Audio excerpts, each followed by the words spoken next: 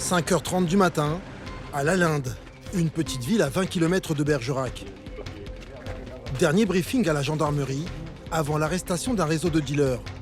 C'est Émilie, la commandante de la compagnie, qui mène l'opération. Nom de code Coca 24. L'important ce matin, c'est de pouvoir se coordonner et être tous prêts à casser ou à frapper aux portes à l'heure H, c'est-à-dire à peu près vers 6h30. L'idée, c'est que dans 10 minutes max, tout le monde soit prêt à embarquer dans les véhicules pour se projeter à proximité des lieux d'intervention. Bonne chance à toutes et à tous. Dans leur viseur, 2 hommes. Le premier serait à la tête du réseau. Il habiterait en plein centre de la petite ville et c'est lui que les gendarmes vont interpeller en premier.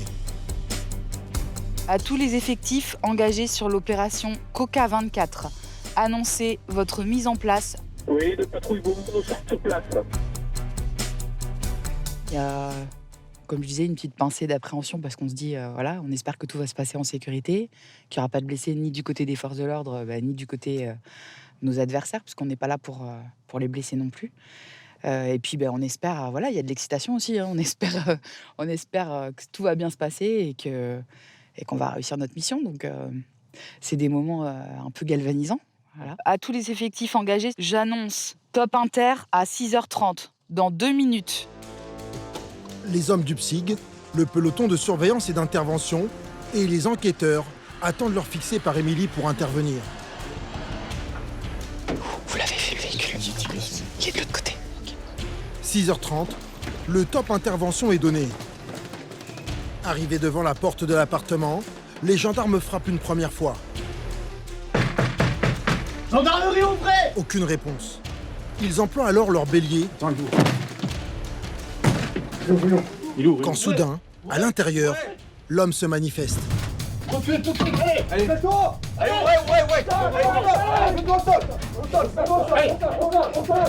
Il est immédiatement maîtrisé et arrêté. Laisse tout là, je m'en occupe. Joli tête. Allez. 6h35, d'accord? Vous êtes placé en garde à vue. La perquisition commence. Émilie et ses hommes saisissent directement les téléphones du mis en cause. Une source primordiale de renseignements. C'est quoi votre mot de passe, s'il vous plaît? Donc là, c'est les téléphones qui ont été tout de suite placés sous scellé. Et maintenant, ils vont être exploités avec une valise informatique qui nous permet d'extraire en fait, les données qui sont dans le téléphone. Les gendarmes espèrent y trouver les noms de ses fournisseurs et de ses clients. La perquisition continue et les preuves s'accumulent. C'est de la résine. C'est de la résine. Ah, qui est déjà. Alors, il y en a pour la vente. Et puis le gros morceau restant. Il y a quelques centaines de grammes. Il y a peut-être. Ouais. Encore des sachets avec de l'herbe là. Conditionné aussi. Avec un couteau de coupe et un peu d'herbe. Voilà. Impeccable. 200 grammes de cannabis sont saisis, soit environ 600 €. Et ce n'est pas tout. 15, 16, 17, 18, 19, 20. Une liasse de billets de 20. Environ 800 € en liquide. La perquisition a payé, mais les gendarmes ne sont pas au bout de leur peine. Reste à interpeller l'autre suspect. Une arrestation à haut risque. Il est mineur et serait armé. Trafic de drogue, culture de cannabis, des fléaux qui gangrènent de plus en plus les campagnes. Le nombre de saisies de cannabis et d'herbe a augmenté de 23% en 2020. Et ici, en Dordogne, le département n'échappe pas à ce phénomène. 286 grammes. Plus connu pour ses sites touristiques, ses vignobles et ses villages où il fait bon vivre, les gendarmes de Dordogne sont en première ligne pour lutter contre ces trafics. C'est tout mis dans des poches prêts à vendre. Il y en a pour combien là? Vous qui faites la vente? Moi, je sais pas. Vous le vendez combien? Pendant plus d'1 an, nous avons suivi la compagnie de Bergerac, qui intervient en zone rurale sur un large territoire de 2000 km². Laurent, 25 ans de carrière, va conclure l'une de ses plus grosses affaires de stupéfiants. 240 pieds de cannabis, c'est rare. Pour nous, c'est une bonne affaire. Mais au-delà de leur lutte contre la drogue, les gendarmes de Bergerac sont aussi confrontés à une hausse des agressions sexuelles. Anthony, 33 ans, est un des enquêteurs de la nouvelle cellule créée pour lutter contre ces violences. On va parler de ses préférences, de sa sexualité, de ses pratiques. Et même si des fois il peut avoir honte d'en parler, il va falloir quand même qu'il le fasse au regard des faits qui ont été commis. Et enfin, nous suivrons Cédric, 45 ans, un spécialiste de la sécurité routière. Il fera face à un nouveau genre de délinquance. Sous couvert de vouloir récupérer une certaine notoriété, les personnes se mettent en danger et mettent en danger la vie d'autrui. Émilie, Laurent, Cédric, Anthony et les 115 gendarmes de la compagnie de Bergerac nous ont ouvert leurs portes.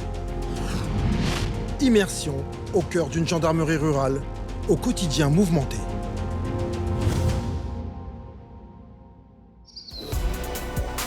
L'affaire de stupéfiants à Lalinde, la petite ville à 20 km de Bergerac, continue. Si les gendarmes ont arrêté la tête du réseau, c'est au tour maintenant du numéro 2 de la bande, un mineur. Et, fait aggravant, il aurait racketé certains de ses clients avec une arme à feu. C'est Patrice qui est en charge de son interpellation. Oui, ça présente toujours des risques. Pour le jeune où on va, donc apparemment il a une arme, donc on ne sait pas la situation à laquelle on va être confronté. Donc est-ce qu'il est factice ou pas, est-ce qu'il l'a sur lui, il ne l'a pas sur lui, est-ce qu'il l'a dans la voiture ou pas, on est toujours méfiant. Donc ça présente toujours des risques. Arrivé au domicile des parents du suspect. Allez, c'est parti les gars.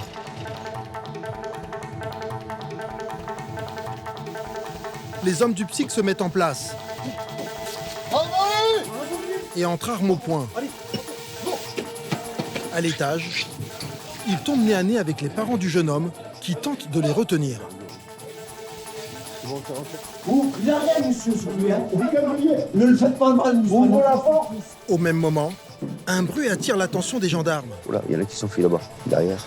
Le suspect tente de fuir par la fenêtre de sa chambre. Mais deux hommes du psych le tiennent en joue et l'empêchent de sortir. Derrière, jeté là. Comme on avait bien fait l'environnement au préalable, donc on savait qu'il pouvait s'échapper par l'arrière. Donc heureusement que j'avais deux personnels du psy placés à l'arrière pour le contrer. À l'intérieur, le jeune homme est rapidement maîtrisé. Mets-toi par terre. Lâche-la. Tu prends le problème, là. Allez, sur le ventre. Ne t'approche pas, terre. T'inquiète pas. Donne ton bras. Il y a quoi, là? Placé en garde à vue, la perquisition commence. Et très vite, les gendarmes retrouvent l'arme qui aurait servi à racketter certains clients. Le militaire du psy est en train de vérifier l'arme, si c'est une vraie ou une factice, et puis si c'est une vraie, de la désarmer, donc de la neutraliser.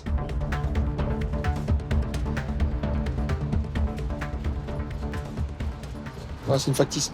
C'est une factice, d'accord. Mais enfin, ça ressemble bien à une vraie quand même. Hein. Une personne qui utilise une arme factice pour commettre un délit encourt exactement les mêmes peines que si l'arme avait été réelle. Cette découverte va peser lourd dans le dossier du jeune homme. Regarde, par rapport aux nôtres, là aussi, trop. Parce qu'on ne voulait pas qu'une arme se balade dans la nature sans qu'on sache si c'est une vraie ou une fausse. Donc là, c'est mission accomplie. Le suspect est rapidement conduit à la brigade pour y être entendu.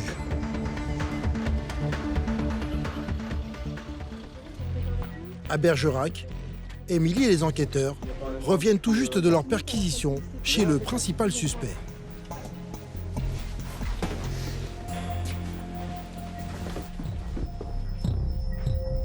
Très vite, l'exploitation de ces téléphones paye.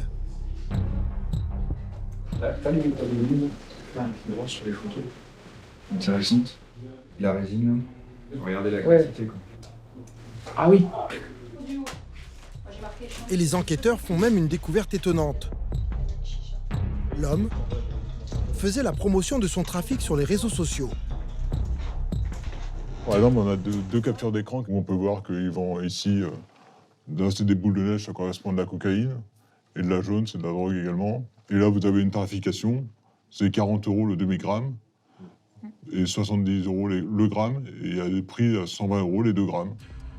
Et ces techniques de vente étaient très au point. Là, vous avez le menu Saint-Valentin comme au restaurant, avec 10 grammes de jaune, plus un demi de neige, plus un préservatif pour avoir 80 €. Dans le bureau d'à côté, Loïc et Maud font l'inventaire de la drogue saisie lors de la perquisition. Il y a tous les sachets de conditionnement qui montrent que, en fait, ça donne de la revente de produits stupéfiants.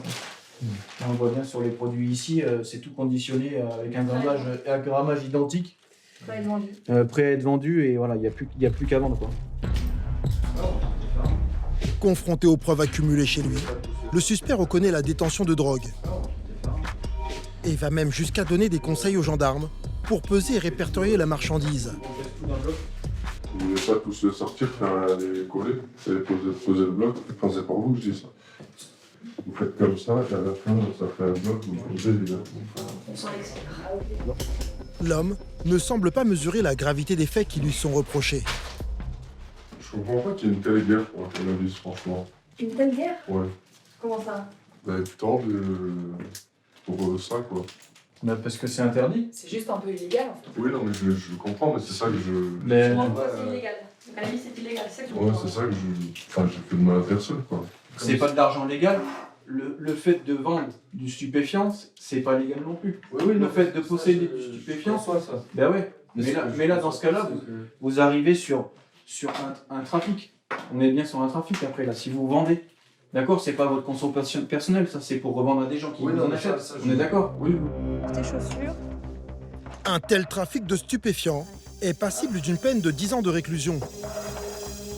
Pendant 48 heures, les enquêteurs auditionnent les prévenus. Leur but, obtenir les détails de ce trafic et le rôle de chaque protagoniste. Émilie, la commandante, fait le point avec ses hommes avant que le principal suspect soit présenté devant le juge. Bon alors, qu'est-ce que ça donne Notre principale mise en cause, lui, il ne dit rien. Quoi. Ouais, donc en fait, lui, il est toujours dans le déni de son implication. Il est toujours dans le déni, il n'y a pas de souci. Après avoir reconnu la détention de drogue, celui qui serait à la tête de ce trafic nie maintenant tout en bloc. Mais les enquêteurs ont assez d'éléments pour caractériser le délit et le présenter au tribunal. Mais par contre, après, ça va être difficile à défendre quand même devant le magistrat. On lui a mis ça en face. Il y a pas mal d'images qui sortent où on matérialise bien qu'il y a du trafic avec soit des numéraires, soit carrément de la résine. Ouais, parce que on a des jeunes là qui sont vraiment dans un sentiment d'impunité totale puisqu'ils font de la publicité, promotion sur les réseaux sociaux, puisqu'ils appellent les clients dans la rue en bas de chez eux et font de la revente dans leur appartement. Vraiment, il était temps qu'on stoppe tout ça. Lors de son procès, le principal suspect est condamné à 15 mois de prison ferme, dont 8 avec sursis. Quant au mineur accusé d'avoir racketté ses clients avec une arme, il est placé sous contrôle judiciaire en attendant sa comparution devant le tribunal.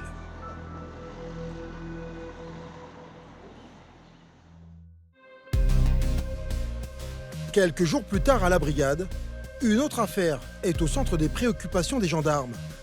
Comme partout en France, les violences sexuelles sont en forte hausse, plus 12% en 2019 par rapport à 2018. Face à ces drames, la gendarmerie de Bergerac a monté une équipe spéciale, la CLAP, pour cellule de lutte contre les atteintes aux personnes.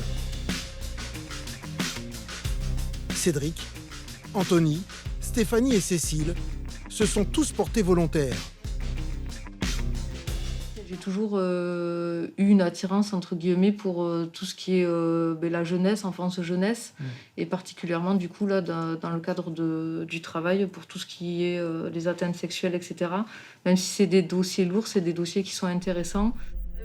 Viol, violence intrafamiliale ou atteinte sur mineurs, les dossiers ne manquent pas.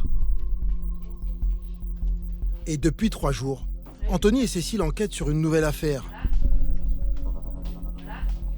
Un homme a déposé plainte pour viol. Les faits venaient de se produire littéralement quand il s'est déplacé à la gendarmerie. On a repris contact avec la victime, on est allé la voir chez elle. On l'a trouvée très agitée, encore choquée tout simplement par ce qui venait de lui arriver. L'homme, handicapé suite à un grave problème de dos, a consulté un magnétiseur pour le soulager. Et c'est lors de cette séance à son domicile que le praticien aurait abusé de lui. Au fil des soins, la victime qui est allongée sur le dos va sentir que les mains du magnétiseur s'aventurent un petit peu sous la ceinture et va jusqu'à lui prendre le sexe dans les mains et lui mettre le sexe dans la bouche. La victime se débat et son agresseur présumé prend alors la fuite. Selon la loi française, l'acte de pénétrer ou d'être pénétré sans consentement caractérise le viol. Cécile et Anthony ont très vite retrouvé le magnétiseur. Et ce matin, ils s'apprêtent à l'interpeller à son domicile. T'en es où là exactement? Et bien là, j'ai préparé quelques questions. quelques questions. Moi, je te laisse finir. D'accord. Moi, je vais partir avec le psy. Je te rejoins là-bas dès que Tu me j'ai fini. rejoins dès que tu as terminé. Cécile sait que ce genre de dossier est difficile. À ce stade de l'enquête, c'est parole contre parole. Pour comprendre ce qui s'est réellement passé, elle a une stratégie. C'est toujours long parce que ça touche l'intimité des gens. Et là, en l'occurrence, c'est des faits entre hommes.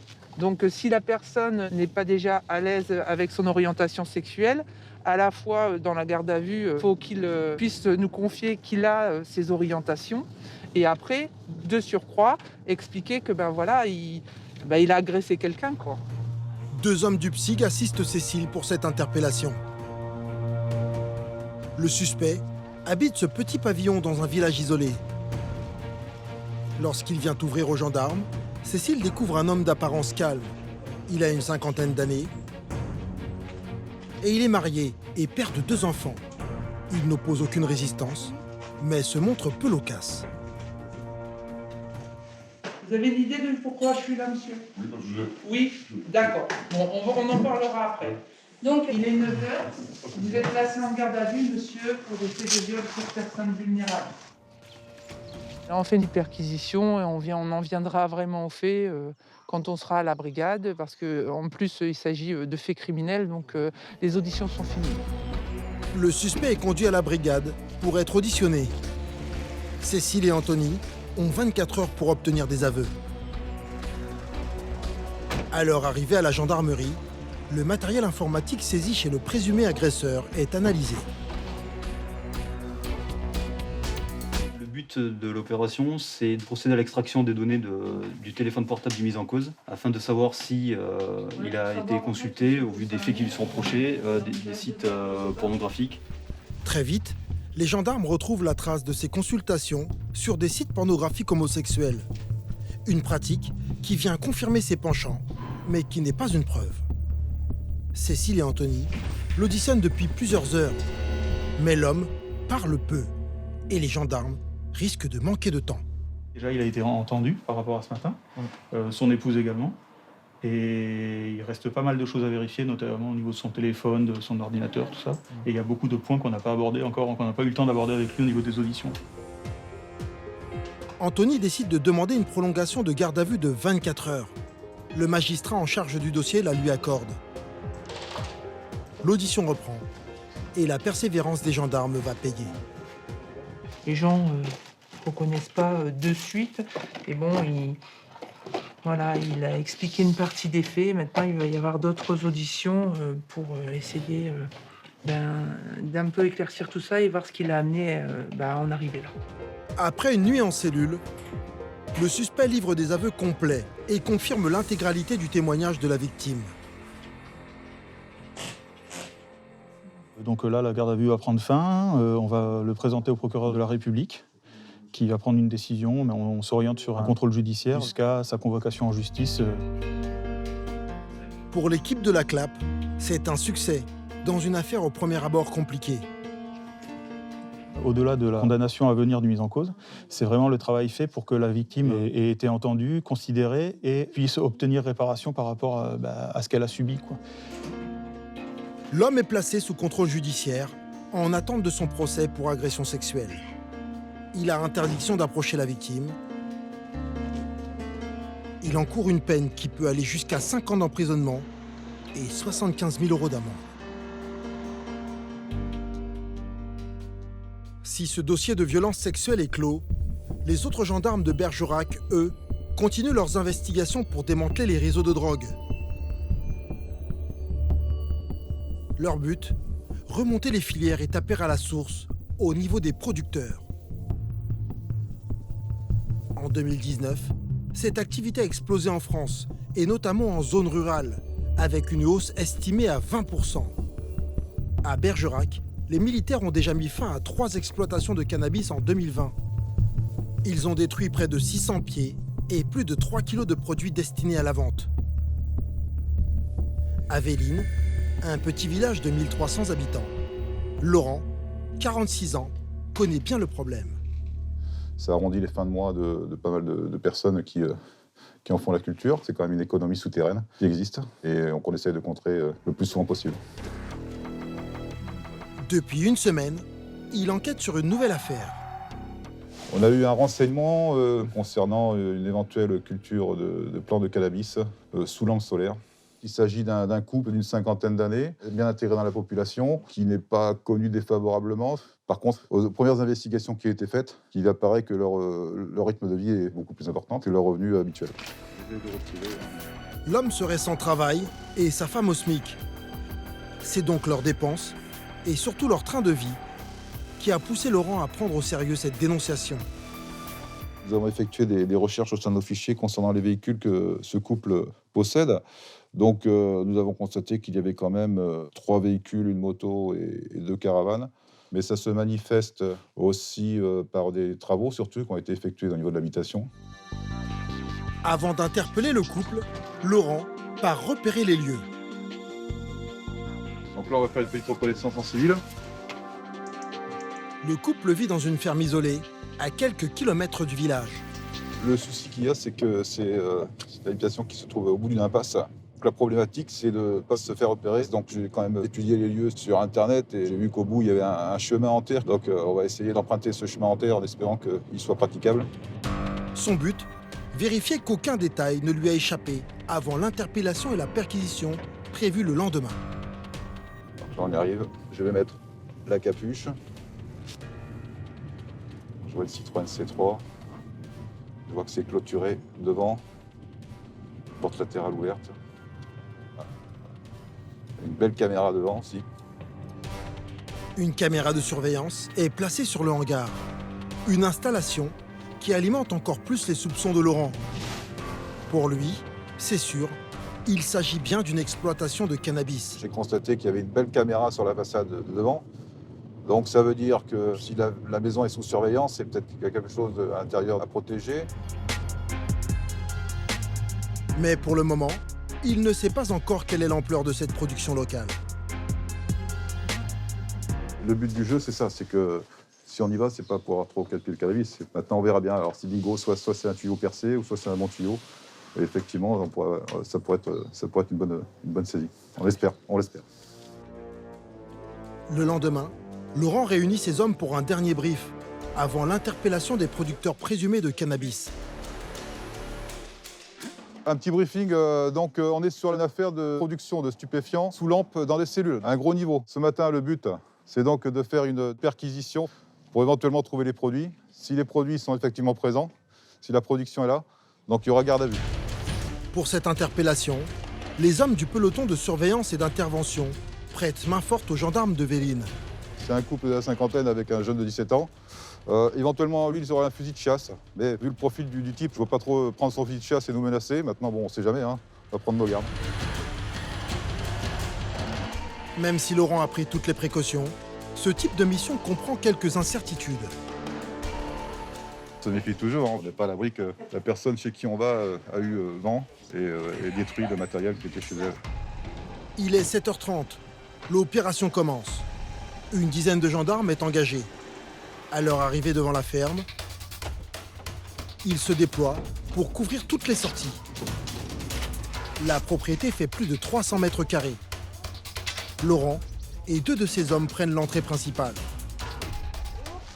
Bonjour madame, c'est la gendarmerie de Véline. On vient dans le cadre d'une enquête pour détention de produits stupéfiants. Donc on va faire une perquisition chez vous. On va aller dans la grange, s'il vous plaît. Le couple semble assez surpris. Mais très vite, l'homme reconnaît les faits. Je ne me cache pas, je ne sais pas quoi faire. Si vous le savez, je suis pris, que les gens, comme tu dois voir. Au chômage, il se serait lancé dans la production de cannabis pour arrondir ses fins de mois. Il assume et endosse toute la responsabilité de l'affaire. Mettez pas ma femme, elle n'a rien à voir, c'est ma merde, voilà. Elle n'avait pas le mot à dire, de toute façon, c'est mon problème, à moi. Laurent et ses hommes se dirigent alors vers le hangar attenant à la maison. Et ce qu'ils découvrent C'est là derrière. Putain. dépasse toutes leurs attentes. Ils tombent sur 3 grandes pièces entièrement aménagées pour la culture du cannabis.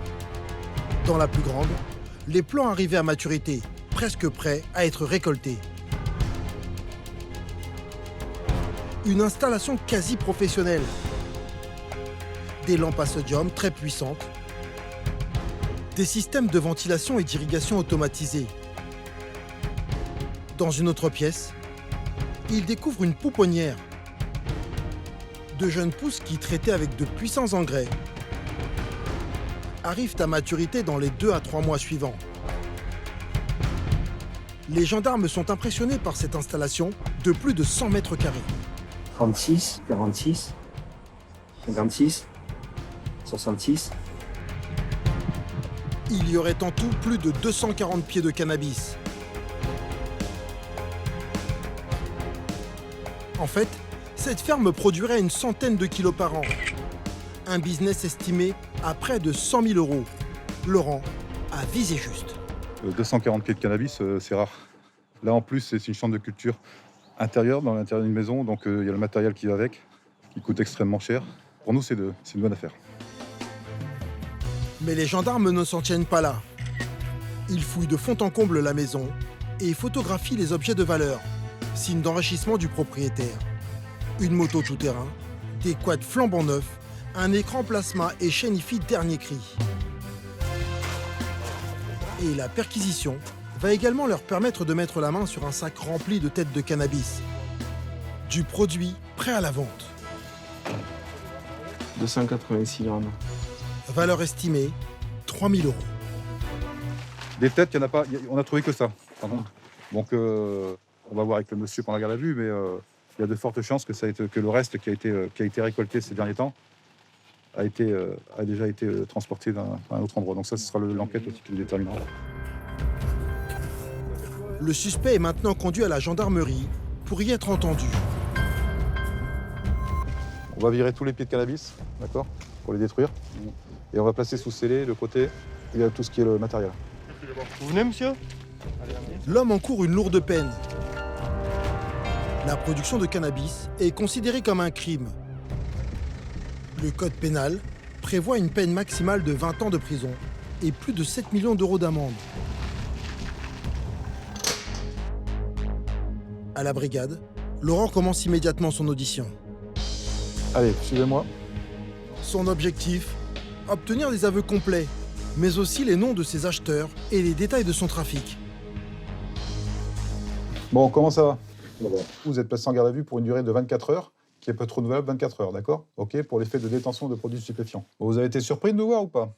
Bah, surpris, si, mais bon, voilà, un jour, ça allait m'arriver. Ah ouais? Vous arrivez chez moi, c'est quelqu'un qui m'a dénoncé, de toute façon. L'homme pense avoir été dénoncé. Son face-à-face avec Laurent commence. Quelques heures plus tard, les militaires chargés de la saisie des plants de cannabis et du matériel pour son exploitation reviennent avec un camion plein à ras-bord. Ils ont démonté toute l'installation. Là, on a les au sodium. Plus de 10 000 € de matériel. Voilà, les minuteurs, programmateurs, les lampes qui sont là. Un équipement qui ne laisse aucun doute sur le caractère professionnel de cette production. C'est un investissement, hein. C'est cher à l'achat, mais après, je pense qu'il s'y retrouve. Tout ce matériel sera détruit quelques jours plus tard. C'est la fin de cette ferme de cannabis. C'est bon au niveau des pièces? Ça a pu mettre en état? Oui. La mise en cause ne veut pas dire que c'est pour sa consommation personnelle. Non, bien sûr, il a reconnu qu'il cultivait et qu'il vendait. Donc, et certainement que ça va être un bon coup d'arrêt sur le trafic local. N'ayant aucun antécédent judiciaire, lors de son procès, L'homme a écopé d'une peine de prison de 6 mois avec sursis et d'une amende de 500 €.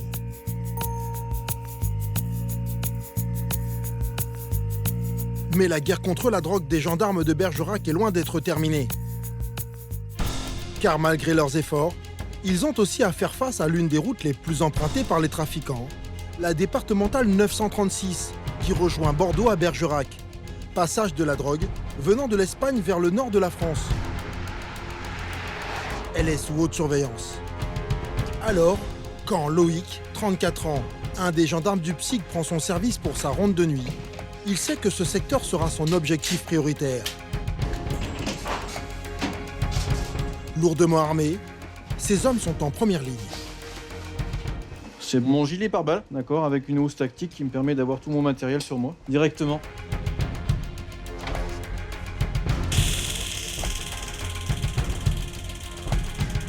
C'est le premier domaine d'intervention de la gendarmerie. Hein. On est au même titre que les personnels de brigade, mais avec, on va dire, un niveau d'intervention de supérieur. Donc on sera équipé différemment. C'est sûr qu'il y a un risque supplémentaire que j'accepte et voilà, je fais avec. Gendarme depuis 15 ans, Loïc a d'abord été brigadier avant d'intégrer les unités d'intervention. Il connaît parfaitement les risques du métier. C'est mon bureau, voilà. Donc avec le souvenir de mes camarades que j'oublierai pas, bien sûr. C'est des camarades que j'ai perdus quand j'étais jeune gendarme, voilà, dans une brigade dans le Var. Un événement qui le pousse à redoubler de vigilance en intervention. Ça fait une partie des choses qui pour moi est importante, quoi. C'est tous les jours, le but, c'est que chacun revienne tous les soirs à son domicile en vie, quoi. Ce soir, Loïc et les autres hommes du PSIG vont patrouiller le long de la D936.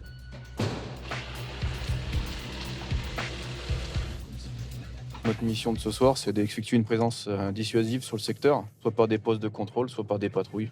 On est là pour renforcer les unités et essayer de trouver tout ce qui est délit flagrant et tout ça. C'est pour ça que nous, on est un véhicule banalisé et que on est plus discret que les personnels de brigade, donc plus à même de trouver ce genre de délit, quoi. Près de Port-Sainte-Foy, l'un des villages étapes pour les trafiquants venant de Bordeaux, Loïc repère un groupe de jeunes qui n'a rien à faire là. Il décide de les contrôler. Bonsoir. Gendarmerie. Vous auriez une pièce d'identité, s'il vous plaît? Est-ce que vous avez du produit stupéfiant sur vous? Non? Non? Je vous demandais de sortir tout ce que vous avez dans les poches, de les poser à côté de vous. Mais tout à coup, l'un d'entre eux prend la fuite. Arrête-toi, toi! Oh! Loïc et son collègue partent immédiatement à sa poursuite. Au sol! Au sol, je t'ai dit! Bouge pas! Et le rattrape 200 mètres plus loin. C'est quoi le problème, là? Pourquoi t'es parti? Je t'écoute. Ok, individu menotté. T'as quelque chose sur toi? Il fouille aussitôt le jeune homme. T'as quelque chose sur toi ou pas? Non. Ok. Bien. Et découvre une poche en plastique remplie d'air. Qu'est-ce qu'il y a d'autre? Il y a d'autres choses ou pas? On va tout trouver, grand, donc... T'as quelque chose de dangereux ou pas? Rien. T'as quel âge? 18 ans. 18 ans. Ouais. Loïc poursuit la fouille pour s'assurer que le jeune homme ne cache pas une arme ou d'autres produits. Tiens, attends. Il y a du stup là encore. T'en as d'autres ou pas? Non. Non, mais. On va tout faire, hein, donc... T'es en train de me dire non? Et il y en avait encore là. Le jeune homme affirme que cette drogue ne lui appartient pas. Il refuse de donner des explications. T'as combien de produits là sur toi là? Je sais pas, c'est pas moi. C'est pas à toi, c'est à qui? Je me dirai pas, je peux pas. C'est pas à toi? T'es déjà connu pour du stup ou pas? J'ai jamais fait de bêtises par la police connue, n'importe quoi. Ça y est. Bah ça y est, c'est le grand soir. Il va falloir que tu discutes un peu. Allez. Placé en garde à vue, il est conduit à la brigade la plus proche. D'accord. Sa fuite et la quantité de produits retrouvés sur lui laissent à penser qu'il est impliqué dans un trafic de stupéfiants. Allez, je vais essayer là. C'est plus de la revente avec des petits jeunes qui sont chargés de revendre le produit. Après, bien sûr, ils vont pas balancer les trafiquants, mais voilà, quoi. Malheureusement, c'est un petit fléau, quoi, qui fait que les jeunes sont embrigués là-dedans et puis voilà. Avant de partir, les gendarmes fouillent les autres jeunes. Allez-y, ouvrez la veste. Mais aucun n'a de drogue sur lui. Ils peuvent rentrer chez eux. Delta 230 de Psych Bergerac. On se transporte à la brigade de Véline. Suite à un contrôle où une personne a essayé de fuir et découvert avec du produit stupéfiant sur lui. Ouais, je récupère juste toute sa sacoche là. Vous l'emmenez dans la cellule faire la fouille? Arrivé à la brigade, le jeune homme est à nouveau fouillé. Et Loïc fait l'inventaire de tous les produits retrouvés sur lui. Ce que je sors de votre sac. Tout ça, ça vous appartient? Oui. Vous l'avez trouvé sur moi. Bah ouais, c'était sur vous. Au moment où Loïc sort la drogue, le suspect continue de nier. Ouais bien, voilà. De toute façon, c'est tout mis dans des poches prêts à vendre. Il y en a pour combien là? Vous qui faites la vente? Moi, je sais pas. Vous le vendez combien, le sachet? Moi, je le vends pas, chef. Vous le vend pas? Bah ouais. Bah il vend pas. Voilà. On approche les 50 grammes. D'une valeur d'environ 600 €, le cannabis retrouvé sur lui est mis sous scellé avant d'être détruit. Suite à son audition, il est présenté à un juge. En raison d'un casier vierge de toute infraction, il est condamné à suivre à ses frais un stage de sensibilisation au danger du cannabis. Coût du stage, 250 €. La nuit n'est pas terminée pour Loïc et ses hommes. Ils reprennent leur patrouille et tombent un peu plus loin sur une voiture suspecte. Elle est garée à une intersection, ce qui la rend dangereuse. Loïc décide de la contrôler. Ok, bonsoir monsieur, contrôle gendarmerie. Présentez-moi vos papiers, permis de conduire, assurance et carte grise. À bord, un homme d'une trentaine d'années, accompagné de sa petite amie. Revenant d'un fast-food, ils se sont arrêtés pour manger avant de rentrer chez eux. L'homme n'a pas son permis sur lui, mais assure être en règle. Après vérification, Loïc n'est pas du même avis. Vous avez votre permis encore? Je l'ai en état de demande. Normalement, ils m'ont envoyé du papier. Mais pour moi, depuis 2018, j'ai rien qui me prouve que vous avez le permis de conduire. L'homme conduirait donc sans permis. Votre contrôle technique est bon? Et ce n'est pas tout. Bah non, il est pas bon. Le conducteur accumule les infractions. Et il est pas assuré non plus, le véhicule. On est d'accord? Mais l'homme maintient sa version. Il serait victime d'une erreur administrative. Et le permis, je vous certifie que je l'ai. Eh ben, c'est pas ce que je vois ici, quoi. Loïc reste inflexible. Monsieur a été contrôlé, pas de permis de conduire, valide sur le fichier, pas d'assurance et véhicule immobilisé parce que le contrôle technique non fait. Et de plus, en ce temps de Covid, pas d'attestation de déplacement, quoi. Voilà, la totale. Testé au cannabis et à l'alcool, l'homme est négatif. Il est conduit à la gendarmerie. Allez-y, installez-vous au milieu. Pour y être entendu et pour vérifier toutes ses déclarations. Mais à la brigade, Loïc a la confirmation que l'homme ne dit pas la vérité. Bah si, en juin 2020, ils vous ont relevé la conduite sans assurance et la conduite sans permis. Oui, parce qu'ils ont un souci de goût, comme ça apparaissait pas au niveau de la préfecture. D'accord. D'ailleurs, vous êtes déjà connu pour ça en 2014, je vois. Défaut d'assurance en 2014. Ouais, ça vous parle? Et vous aviez même une conduite malgré solde de points nuls. Ce conducteur sans permis serait un récidiviste. Il risque une sanction alourdie au tribunal. En plus d'une condamnation à de la prison ferme et 20 000 € d'amende, il pourrait être interdit de conduire tout type de véhicule pendant 5 ans. À 6 infractions, donc le défaut de permis, le défaut d'assurance, le défaut de contrôle technique, la rupture d'immobilisation du coup, le non-changement de propriétaire sur la carte grise et l'infraction Covid, parce qu'il s'est déplacé sans attestation. Voilà. Sachant qu'il est déjà connu pour ça, a priori, ça fait beaucoup pour une seule personne et sur un seul contrôle, quoi. Après une prise d'empreinte et un relevé d'identité complet, il est autorisé à rentrer chez lui, en attendant sa convocation au tribunal. Il est maintenant 5 h du matin. Les routes et les villes de Dordogne semblent enfin calmes. Les hommes du PSIG terminent leur patrouille.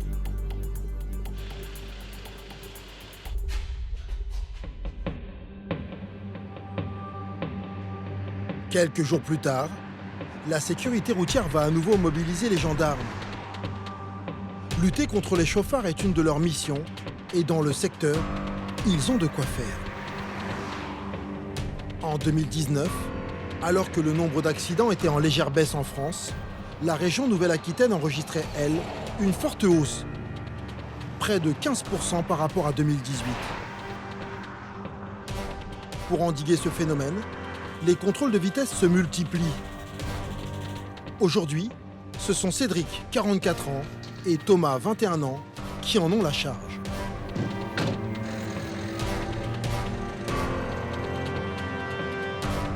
On n'est pas des radars automatiques. Hein. On n'est pas là pour ramasser les personnes à 5-10 km/h au-dessus de la limitation de vitesse. Donc nous, ce qu'on cherche, c'est rattraper les gros poissons. Les personnes qui seront vraiment dangereuses, ceux qui vont piler devant les radars et qui vont repartir comme des fous à l'issue, c'est ceux-là qui vont nous intéresser. Patrouille Bergerac, mise en place d'un poste de contrôle vitesse de militaires. Ils ont choisi cette départementale à quelques kilomètres de Bergerac. Et ce n'est pas pour rien. Là, on est sur la commune de Moulédier, une petite commune sur laquelle on a des grandes lignes droites. On est régulièrement appelé par les riverains parce que pour sortir de chez eux, vous avez des sorties comme celle-ci. Là. Ce sont des vrais coupe-gorge pour que les gens puissent sortir de chez eux. Là. Alors c'est limité à 50, mais vu que c'est une grande ligne droite et que de l'autre côté, il n'y a pas d'habitation, il y en a certains qui ont tendance à ne pas respecter tout simplement la limitation de vitesse et à appuyer plus ou moins dur. Avec ses lunettes radar, Thomas repère un premier conducteur qui aurait franchi une ligne blanche à la sortie du village. Bonjour monsieur, gendarmerie nationale. Bonjour. Je vais vous demander de bien vouloir me présenter votre permis de conduire, la carte grise et l'assurance du véhicule. Vous allez être verbalisé pour le dépassement d'agglomération. Il s'agit d'un jeune homme titulaire du permis depuis moins de 2 ans. Et il a du mal à comprendre. C'est comme ça. Nous sommes en agglomération, la sortie d'agglo est juste là. Cédric s'en mêle et le ton devient plus ferme. Pardon ? J'ai pas entendu. Vous le savez quand même qu'on n'a pas le droit de dépasser en agglomération ? Oui. Quoi, alors là, c'est une amende à 135 € qui est minorée à 90 € si vous la payez dans les 15 jours. Et suite à votre paiement, il y aura un retrait de 3 points sur votre permis de conduire. Ce jeune homme est titulaire d'un permis probatoire depuis 1 an. Il n'a donc que 6 points à son actif, au lieu des 12 attribués à tout conducteur confirmé. Avec cette seule contravention, il perd la moitié de son capital point. J'en ai pour combien de temps on en récupère ? Alors vous avez pris pour 2 ans là. Je vais vous laisser faire une signature avec le bout du doigt sur l'écran. Le contrôle reprend. Et quelques minutes plus tard, sous leurs yeux, ce camion commet plusieurs infractions. Il roule à plus de 80 km/h au lieu des 50 autorisés et dépasse même un véhicule. Il dépasse ? La réaction de Cédric est immédiate. Là, tu t'arrêtes là. Là. Le conducteur prend un peu de temps avant d'obtempérer. Viens me chercher la voiture. Donc là, on a un poids lourd qui fait un dépassement en agglomération. Vous avez un parking juste au-dessus, là. On se retrouve au-dessus. Pris à 30 km/h au-dessus de la vitesse réglementaire, le conducteur de ce camion risque gros. Sans compter le dépassement non autorisé. Bonjour monsieur, gendarmerie nationale. Oui. Je vais vous demander de bien vouloir me présenter votre permis de conduire ainsi que la carte grise du véhicule. Le conducteur est livreur et se dit soumis à des cadences infernales. Vous savez comment c'est, les livraisons express, c'est chiant. Oui. On est en retard. Je peux le comprendre, mais ça n'est pas une excuse. Hein. Là, vous avez n'importe qui traverse, là, c'est bingo. Hein. Là, il n'y a plus question de permis. Donc là, vous êtes verbalisé pour la vitesse et pour le dépassement en agglomération.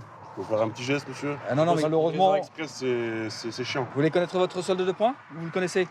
8, 7, 6. C'est ça, vous êtes à 8. Enfin, vous étiez à 8. Ouais. Parce que là, vous allez en perdre. Je reviens un instant. Tu peux procéder à un dépistage alco ? Ouais. Il écope d'une amende de 270 € et 6 points de retrait sur son permis.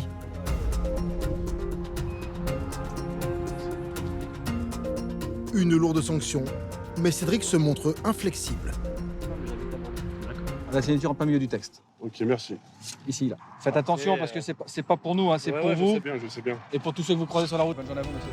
Après ce contrôle, Cédric lève le dispositif, car une mission l'attend à la brigade.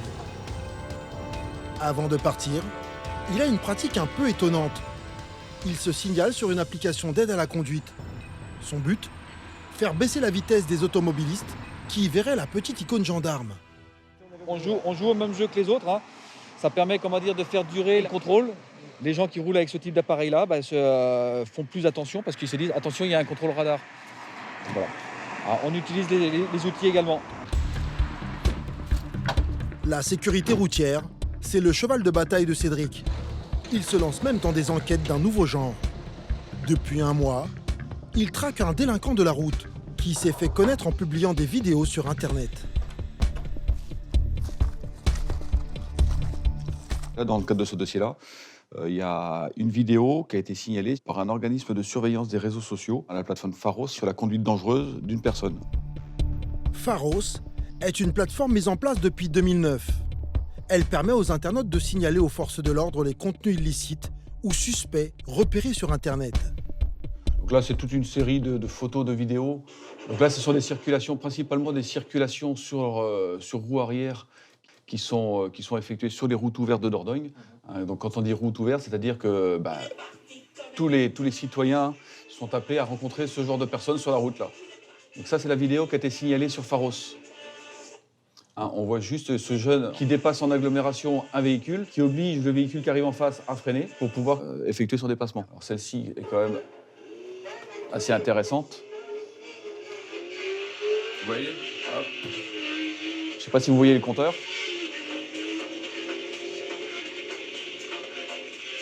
On est à 180. Beaucoup de jeunes qui commettent ce genre d'infraction-là ne se contentent pas de les commettre. Ils en font une publicité derrière, histoire d'alimenter un petit peu des comptes style TikTok, Instagram. En gros, plus la vidéo est sensationnelle et plus il y a de vues dessus. Et l'objectif, c'est de faire monter crescendo. Cette escalade est problématique parce que finalement, sous couvert de vouloir récupérer une certaine notoriété, les personnes se mettent en danger et mettent en danger la vie d'autrui. En moins de 3 semaines, les indices trouvés dans les vidéos ont permis à Cédric d'identifier le motard à la conduite dangereuse. C'est un homme de 20 ans, sans histoire, mais ses infractions sont si nombreuses qu'elles relèvent du tribunal. En accord avec le procureur, Cédric l'a convoqué à la gendarmerie. Alors, on ne va pas se mentir, il y aura forcément une sanction pénale derrière. L'objectif, à mon niveau, c'est que s'il n'a pas encore pris conscience du danger que ça représente, le but du jeu pour moi, ça va être de lui faire comprendre ce danger-là. Quand il arrive, le jeune homme semble détendu. Il ne sait pas encore ce qui l'attend. Alors, ce matin, moi, je vous ai fait venir dans le cadre d'infraction police-route, comme je vous l'ai marqué sur la convocation. Au mois de mai dernier, on a eu un signalement qui nous a été effectué sur Internet concernant votre conduite. D'accord. D'accord ? Vous voyez un peu de quoi je parle ? Oui, peut-être. Excès de vitesse, conduite dangereuse. Face aux vidéos qu'il a lui-même publiées, le motard ne nie pas les faits. Les rodéos urbains sont sévèrement punis, jusqu'à 1 an d'emprisonnement. Cédric place maintenant sous scellé les 2 motos du jeune homme. La première reste à la gendarmerie. Elle est belle, hein ? Elle est belle, merci. La deuxième se trouve à son domicile. Sur le trajet, le jeune homme réalise que ces rodéos et leurs publications sur Internet risquent de lui coûter cher. J'avais pas forcément envie qu'on en arrive là, mais le fait d'avoir posté ces vidéos entraîne ce genre de choses. Vous regrettez ? Ça dépend de la décision. Ouais, Alors, oui, je vais le regretter. Arrivé chez le jeune motard, au domicile de ses parents, les gendarmes saisissent aussitôt la seconde moto. En tout, ce sont plus de 15 000 € de matériel confisqué. C'est le magistrat qui décidera si les 2 bolides peuvent ou pas être restitués. Une sentence qui, pour Cédric, est malheureusement souvent nécessaire. Il est conscient de ce qu'il a fait, mais même le jour où il les a commises, les infractions, il le savait. L'objectif, c'est qu'il comprenne à un point que ça lui donne envie de ne plus recommencer. Il a l'objectif. J'espère que ça peut être un coup d'arrêt, j'espère. Avant même le procès, le magistrat a confirmé la saisie judiciaire des 2 engins. Le jeune homme encourt une suspension de permis assortie à une peine de prison pouvant aller jusqu'à 1 an et une amende de 15 000 €. Délinquance routière, trafic de stupéfiants, cambriolage ou encore atteintes aux personnes, en 2020, les gendarmes de Bergerac ont traité plus de 3000 affaires.